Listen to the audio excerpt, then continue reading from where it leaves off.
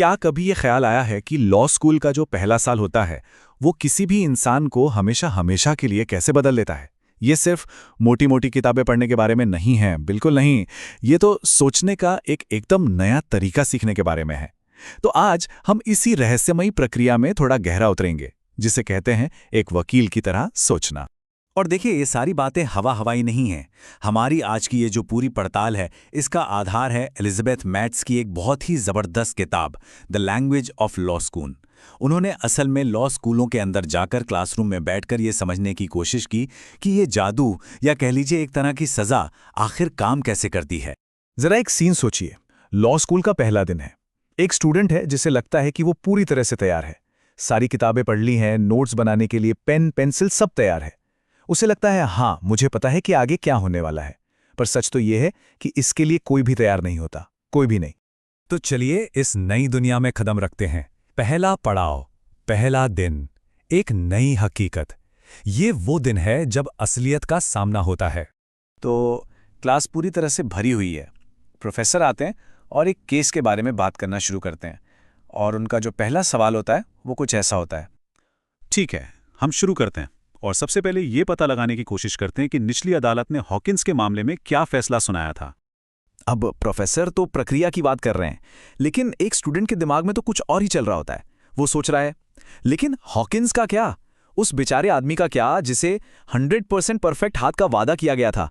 और मिला क्या? एक बेकार जला हुआ हाथ। उसके लिए न्याय कहाँ है? और बस यहीं से वो पूरा बदलाव शुरू होता है। ये वो पहला झटका है जब एहसास होता है कि लॉ स्कूल की दुनिया में सही और गलत की हमारी जो अपनी समझ है, उसका कोई मतलब ही नहीं है।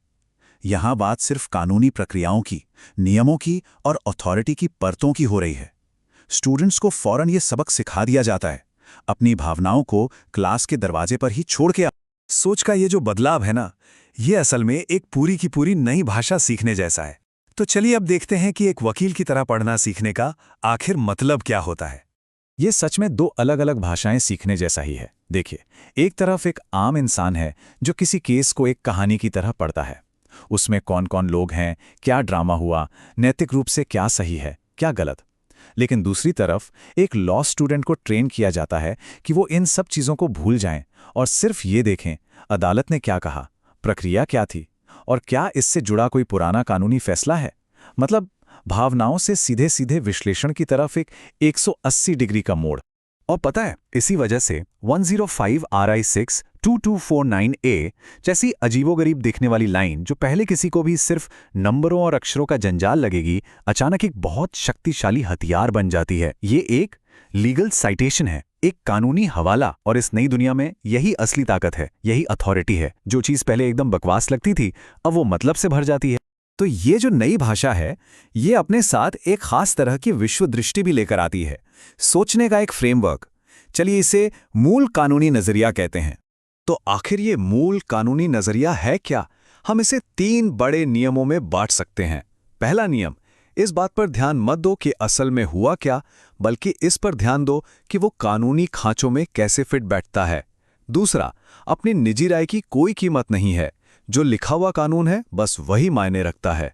और तीसरा और शायद सबसे बड़ा नियम, अपनी नैतिकता और समाज की समझ को इस पूरे विश्लेषण से पूरी तरीके से बाहर निकाल दो।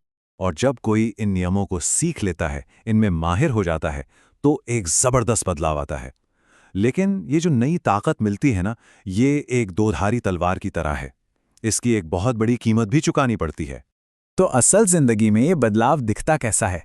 किताब में एक बड़ा ही सटीक उदाहरण है। सोचिए, एक लॉ स्टूडेंट है जो अपने बेसमेंट में पानी का रिसाव देखता है। अब कोई आम इंसान होगा तो घबरा जाएगा, परेशान होगा। लेकिन वो लॉ स्टूडेंट, वो एक्साइटेड हो जाता है। वो अपने दोस्तों से खुशी से कहता है, देखो ये छिपाव है, जानबूझकर किया गया छिपाव। वो अब एक गीला बेसमेंट नहीं देख रहा, वो एक संभावित केस के कानूनी पहलुओं को देख रहा है। तो यही है वो दोधारी तलवार। एक तरफ ये चीज़ों का निष्पक्ष विश्लेषण करने के लिए एक बहुत ही पावरफुल तरीका है, लेकिन दूसरी तरफ ये इंसान को उसकी अपनी भावनाओं और सामाजिक समझ से पेशेवर तौर पर बहुत दूर कर देता है, एक दूरी बना देता है। और भावनाओं से ये जो दूरी है ना, ये क्लास में लगातार सिखाई जाती है। जैसे एक स्टूडेंट है जो सेल्स पर्सन के झूठ बोलने पर अपना गुस्सा जाहिर करता है। तो प्रोफेसर बस कंधे उचकाकर जवाब देते हैं, हाँ तो सेल्स पीपल झूठ बोलते हैं, लगातार बोलते हैं। जब स्टूडेंट कहता है लेकिन ये तो ठीक नहीं है, तो उसे फौरन टोका जाता है। बात ठीक या गलत की है ही नहीं, बात कानून की है। और इस पूरे ट्रांसफॉर्मेशन का, इस पूरे बदलाव का जो असली इम्तिहान होता है वो होता है फाइनल एग्जाम में। और यकीन मानिए ये कोई मजाक नहीं होता। स्टूडेंट्स को ऐसी काल्पनिक सिचुएशंस दी जाती हैं जो किसी को भी भावनात्मक रूप से झकझोर दें, जैसे कि क्रूर हत्याएं या फिर नफरत फैलाने वाले भाषण। और मकसद सिर्फ एक होता है, ये देखना कि क्या वो अपनी इंसानी भावनाओं को दबाकर सिर्फ और सिर्फ कानून लागू कर सकते हैं। मतलब यहां पर कामयाबी सिर्फ एक ही चीज पर टिकी होती है, अपनी भावनाओं और सामाजिक समझ को पूरी तरह से किनारे रखकर दिए गए तथ्यों को कानूनी पैमानों पर फिट करने की काबिलियत। पूरे सेमेस्टर की ट्रेनिंग बस इसी एक चीज के लिए होती है। तो आखिर में लॉ स्कूल का पहला साल एक कुशल वकील तो बना देता है, एक ऐसा एनालिटिकल थिंकर जो अपनी भावनाओं को काम से अलग रख सकता है। लेकिन ये हमें एक बहुत ही परेशान करने वाले सवाल के साथ छोड़ जाता है। ये जो पूरी प्रक्रिया है, ये लोगों के साथ क्या करती है?